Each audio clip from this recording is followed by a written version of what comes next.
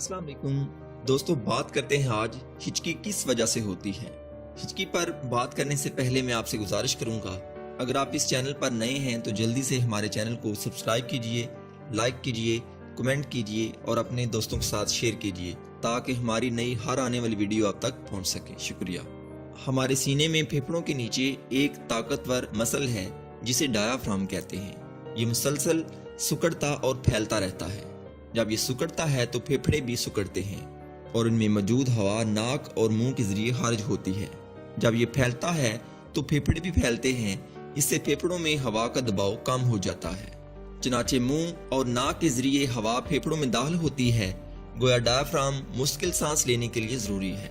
अगरचे हम डायाफ्राम को शौरी तौर पर भी कंट्रोल कर सकते हैं, यानी कुछ देर के लिए सांस रोक सकते हैं या तेज तेज सांस ले सकते हैं, लेकिन आम तौर पर डायाफ्राम की हरकत गैर शौरी होती हैं। हर मसल में बाजुकात शनजनी स्पाज्म हो जाता है जिससे ये मसल खुद ब खुद झटके खाने लगता है।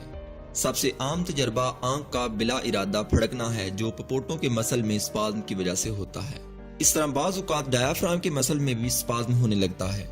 इस सूरत में ये अचानक तेजी से सिकुड़ता है जिससे फेफड़ों की हवा एक झटके से बाहर आती है। जब ये हवा नरहरे से गुजरती है नरहरे में से भी अचानक एक आवाज निकलती है, ये हिचकी है। आमतौर पर ये स्पाज्म कुछ सेकंड में खुद ही खत्म हो जाते हैं। शौरी तौर पर सांस रोक लेने से डायाफ्राम पर इंसान का कंट्रोल बहाल हो जाता है जिससे हिचकी जल्द रुक जाती है।